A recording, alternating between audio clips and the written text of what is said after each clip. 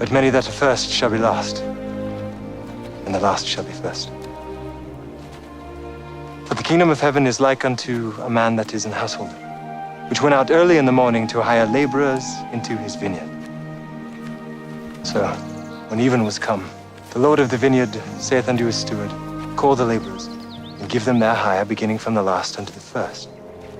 And when they came that were hired about the 11th hour, they received every man a penny. And when the first came, they supposed that they should have received more, and they likewise received every man a penny. And when they had received it, they murmured against the good men of the house, saying, These last have wrought but 1 hour, and thou hast made them equal unto us, which have borne the burden and heat of the day. But he answered one of them, and said, Friend, I do thee no wrong. Didst not thou agree with me for a penny? Take that thine is, and go thy way. I will give unto this last, even as unto thee. My dear friends, today we reflect on the Gospel of Matthew, chapter 20, verses 1 to 16, which speaks about parable of work and wages in the kingdom of God. C.G. Monte calls this parable one of the greatest and most glorious of all, because it contains truth which goes to the very heart of Christian religion.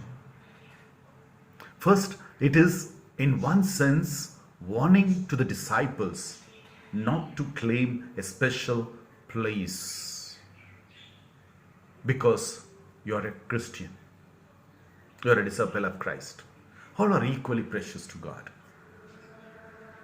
In God's economy, there is no such a thing called most favored nation, language, people, etc. All are equally dear to God. Secondly, my dear friends, we see the infinite compassion of God. Here we find two truths, namely the right of every person to work, and also the right of every person to a living wage for his work. And thirdly, my dear friends, we also see the generosity of God. Again, we have two lessons. All service ranks the same with God. It is not amount of work you do matters, but the love in which it is done that matters, dear friends. And we can't earn God's grace. We don't deserve it. God's grace is a free gift. You can earn it. It is not a reward or something that is given for your work. Finally, my dear friends, Peter asks, what do we get? The Christian works for the joy of serving God and his fellow men.